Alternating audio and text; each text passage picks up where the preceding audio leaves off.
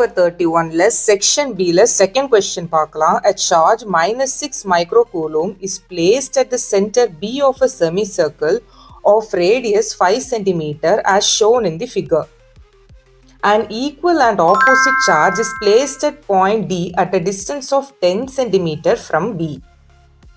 A charge plus 5 microcoulomb is moved from the point C to point A along the circumference. Calculate the work done on the charge.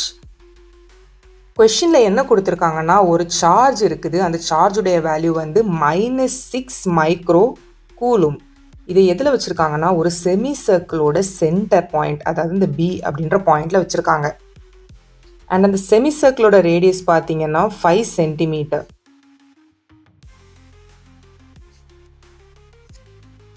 இந்த B பொசிஷனில் வச்சுருக்கிற இந்த charge மாதிரி D அப்படின்ற ஒரு பாயிண்டில் equal but opposite charge வச்சுருக்காங்க. அதாவது +6 மைக்ரோ கூலும் ஆஃப் சார்ஜை வந்து பாயிண்ட் Dயில் வச்சுருக்காங்க. அது Bயிலேருந்து 10 சென்டிமீட்டர் டிஸ்டன்ஸில் இருக்குது அப்படின்னு சொல்லியிருக்காங்க. +5 மைக்ரோ கூலும் வேல்யூ உள்ள ஒரு சார்ஜ் பாயிண்ட் Cயிலேருந்து பாயிண்ட் Aக்கு இப்படி மூவ் ஆகி போகுது. இப்படி மூவ் ஆகி போகும்போது அந்த சார்ஜுடைய ஒர்க் டன் எவ்வளோ அப்படின்னு கேட்டிருக்காங்க. எலக்ட்ரோஸ்டாட்டிக் ஃபோர்ஸ்னால் இருக்கக்கூடிய ஒர்க் டன் பார்த்தீங்கன்னா எதெல்லாம் டிபெண்ட் ஆகிருக்கும்னா, அந்த இனிஷியல் அண்ட் ஃபைனல் பாயிண்ட்ஸை மட்டும்தான் டிபெண்ட் ஆகிருக்கும். அண்ட் இந்த பாத்தை வந்து யூஸ்வலாக டிபெண்ட் ஆகி இருக்காது. அதனால் நம்ம பொட்டன்ஷியல் வந்து இந்த பாயிண்ட் சிக்கும் பாயிண்ட் ஏக்கும் இடையில தான் நம்ம கம்பேர் பண்ணுவோம். பாயிண்ட் பியில் இருக்கக்கூடிய சார்ஜ் ப்ரொடியூஸ் பண்ணக்கூடிய பொட்டன்ஷியல் பாயிண்ட் சிலையும் ஏலையும் சேமாக தான் இருக்கும். இதனால் வரக்கூடிய எஃபெக்ட் இந்த ரெண்டுக்கும் சேமாக தான் இருக்கும். பிகாஸ் ரேடியஸ் வந்து ரெண்டுக்கும் இடையில உள்ள ரேடியஸ் வந்து சேம் தான். So work done by charge at B பார்த்தீங்கன்னா உங்களுக்கு 0வாக தான் இருக்கும். எதனாலனா இதில் பொட்டன்ஷியல் வந்து சேமாக இருக்கும். So there will be no change in potential. Potential உங்களுக்கு எதுவும் சேஞ்ச் ஆகனால அங்கே பொட்டன்ஷியல் வந்து 0வாக இருக்கும். ஃபர்ஸ்ட்டு நம்ம சார்ஜஸ்க்கு நடுவில் உள்ள டிஸ்டன்ஸ் எல்லாம் நோட் பண்ணிக்கலாம். ஸோ டிக்கும் சிக்கும் நடுவில் டிஸ்டன்ஸ் பார்த்தீங்கன்னா டிக்கும் பிக்கும் ஆல்ரெடி 10 சென்டிமீட்டர். இதில் இந்த ரெண்டுக்கு இடையில உள்ள டிஸ்டன்ஸ் 5 சென்டிமீட்டர். ஸோ 10 - 5 உங்களுக்கு 5 சென்டிமீட்டர் கிடைக்கும். இந்த ரெண்டுக்கு இடையில உள்ள டிஸ்டன்ஸ் பார்த்தீங்கன்னா 5 சென்டிமீட்டர். 5 சென்டிமீட்டர் நம்ம கேல்குலேஷனுக்கு மீட்டரில் கன்வெர்ட் பண்ணிக்கலாம். Then it will be 0.05 metres.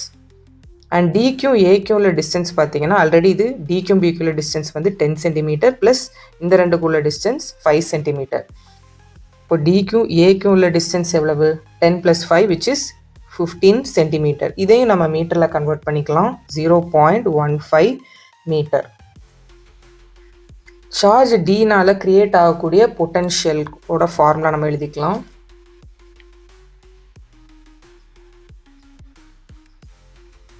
Potential due to charge at D.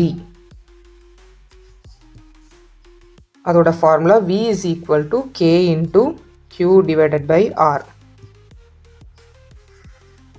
And point Cயில் உள்ள பொட்டன்ஷியல் நம்ம கண்டுபிடிக்கணும். At point C, potential at point C is equal to K into அதில் என்ன சார்ஜ் கொடுத்துருக்காங்கன்னா, ஸோ எந்த சார்ஜ்னால் இந்த பொட்டன்ஷியல் ஆக்ட் ஆகுது? +6 மைக்ரோ கூலும்னால.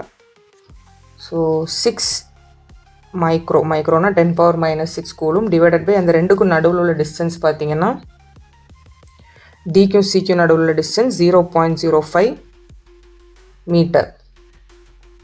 அண்ட் அதே மாதிரி at point A potential at point A will be equal to K into எந்த சார்ஜ்னால் 6 micro coulomb சார்ஜ்னால் divided by அந்த டிஸ்டன்ஸ் வந்து உங்களுக்கு 0.15 மீட்டர். டிக்கும் ஏக்கும் நடுவில் டிஸ்டன்ஸ் 0.15. அண்ட் நெக்ஸ்ட் என்ன பண்ணணும்? பொட்டன்ஷியல் டிஃப்ரென்ஸ் கண்டுபிடிக்கணும்.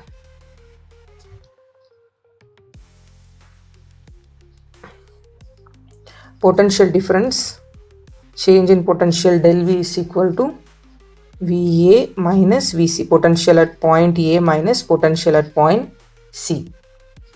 ஸோ காமனான டேர்ம்ஸ் எதெல்லாம் இருக்குது?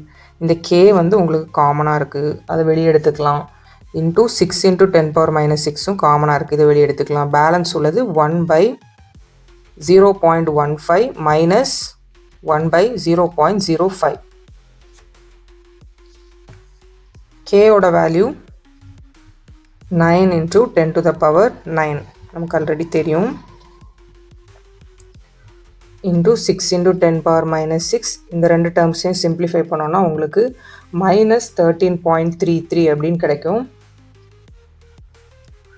அண்ட் இதை சிம்பிளிஃபை பண்ணிங்கன்னா உங்களுக்கு -7.2 இல்லைனா 7.19 வரும். அது நம்ம ரவுண்ட் ஆஃபாக 7.2 இன்ட்டு 10 பவர் 5 வோல்ட். இப்போ நம்ம +5 மைக்ரோ கூலும்னால் ஏற்பட்ட ஒர்க் டனை நம்ம இப்போ கேல்குலேட் பண்ணிக்கலாம். So which is work done on charge +5 micro coulomb. So work டனோட formula W is equal to Q into charge into change in potential. Q ஓட value என்னது? 5 micro coulomb, which is 5 into 10 power minus 6 into del V already கண்டுபிடிச்சிருக்கோம், which is -7.2 into 10 power 5 volt. So இதை ரெண்டே நம்ம simplify பண்ணிக்கிட்டோன்னா work டனோட value வந்து -3.6 joules அப்படின்னு கிடைக்கும். So work done on charge +5 micro coulomb is -3.6 joule. So இதில் negative sign வந்திருக்கு, ஏன்னா சார்ஜிலேருந்து உங்களுக்கு எனர்ஜி ஒர்க் டன் ஆயிருக்கு. ஸோ அதனால தான் உங்களுக்கு நெகட்டிவ் சைன் இதில் கிடச்சிருக்கு. ஸோ இந்த கொஷின் உங்களுக்கு கிளியராக அண்டர்ஸ்டாண்ட் ஆகிருக்கும்னு நினைக்கிறேன். ஏதாச்சும் டவுட் இருந்துச்சுன்னா கமெண்ட் செக்ஷனில் கமெண்ட் பண்ணுங்கள். இந்த வீடியோ பிடிச்சிருந்துச்சுன்னா லைக் பண்ணுங்கள், உங்கள் ஃப்ரெண்ட்ஸுக்கு ஷேர் பண்ணுங்கள். Subscribe physics Guru for easy physics. Thank you.